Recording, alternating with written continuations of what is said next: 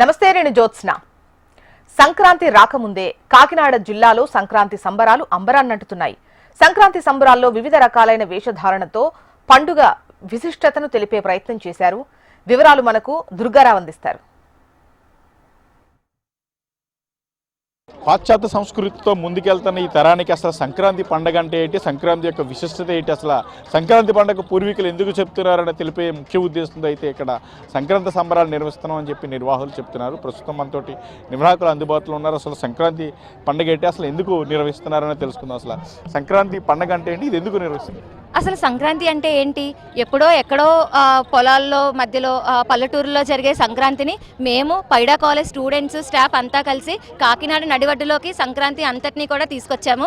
ఇప్పుడున్న పిల్లలకి అసలు ఏం చేయాలి, ఎలా చేయాలి, అసలు వంటలు రాని పిల్లలు అసలు సంక్రాంతి ఏంటి, కొత్త బట్టలు వేసుకోవడమే అనుకునే పిల్లలందరినీ కూడా ఇలా ఉంటుంది, వాళ్ళ పేరెంట్స్ గ్రాండ్ పేరెంట్స్ నుంచి అంతా కూడా వీళ్ళన్నీ అడిగి తెలుసుకొని ఇలా ఉంటుంది అలా ఉంటుంది అని అన్నీ తెలుసుకొని ఇక్కడ పిల్లలే ఏమైతే ఈవెంట్స్ ఆర్గనైజ్ చేసిందంతా కూడా ఈ ఇల్లు కట్టింది పిల్లలు, అక్కడ కనిపించే ప్రభలు ఏంటి ఇవన్నీ కూడా పిల్లలు చేశారు. ఒక్కొక్క కోనసీమ మొత్తంలో మన ఈస్ట్ గోదావరి మొత్తంలో ఎక్కడెక్కడ ఏమేం ఫెస్టివల్స్ టాప్లో నడుస్తున్నాయో అవన్నిటినీ కూడా సంక్రాంతికి ఏమైతే ఉన్నాయో కోడి పందాలని, కొత్తపేట బాణసంచ, నెక్స్ట్ జగన్న తోట ప్రభలు అని చెప్పి ఇలా మేము అంతటినీ కూడా ఓడలరేవు కైట్స్ ఫెస్టివల్ పడవలు ఇవన్నిటినీ కూడా ఆత్రేయపురం పడవలు ఇవన్నిటిని కూడా మేము ఇక్కడ మా కాలేజ్లో పైడా కాలేజ్లో కాకినాడ నడివడ్డులో ఎక్కడెక్కడ దూర ప్రాంతాల్లో ఏమైతే జరుగుతున్నాయో అంతటినీ కూడా మేము ఇక్కడ తీసుకొచ్చాము. సో అసలు సంక్రాంతి ఏంటి అంటే ధనుసు రాశి నుంచి మకర సంక్రాంతి, సూర్యుడు ధనుసు రాశి నుంచి మకర సంక్రాంతికి వెళ్ళడమే మకర సంక్రాంతిగా పిలువబడుతుంది.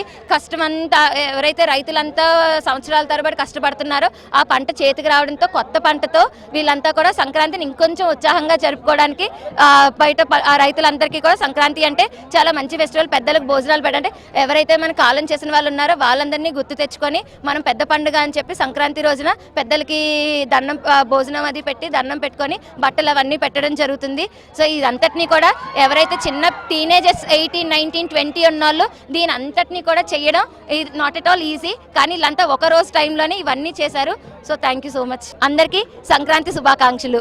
ఈ సంక్రాంతి పండుగతో పాటు మీరు ఫెస్టివల్స్ ఎన్ని అరేంజ్ చేస్తున్నారు కదా, ఇంకా దీని యొక్క ముఖ్య ఉద్దేశం ఏముందంటారు? పిండి వంటలు సహా మిగతా అలాగే కోనసీమ ప్రభలు కూడా తీశారు కదా, ప్రభల యొక్క విశిష్టత ఏంటి? కోనసీమ ప్రభలు జగన్న తోటలో మనకి ప్రభలు అంటే జగన్న తోట ప్రభలు అంటే 11 ఏరియాల నుంచి 11 ప్రభలు శివుణ్ణి కొలుస్తూ 11 ప్రభలు 11 ఏరియాల నుంచి స్టార్ట్ అవుతూ ఉంటాయి.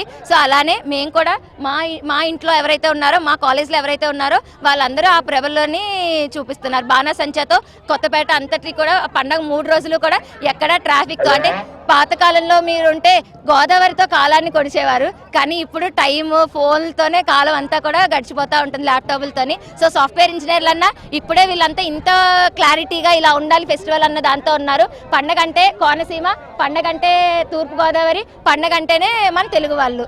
అది చూడొచ్చు. అసలు రానున్న యువతకి అయితే పండుగ యొక్క విశిష్టత తెలిసే విధంగా అయితే ఇవంతా అరేంజ్ చేసామని చెప్తున్నారు. సంక్రాంతి సంబరాలు కూడా తెలిసే విధంగా ఉండేందుకే కదా మనం ఈ ఏర్పాట్లు చేసి సంక్రాంతి యొక్క విశిష్టత ఇవన్నీ కూడా స్టూడెంట్స్కి తెలియజేసే ప్రయత్నం చేస్తున్నాం ఇక్కడ నిర్వాహకులు చెప్తున్నారు.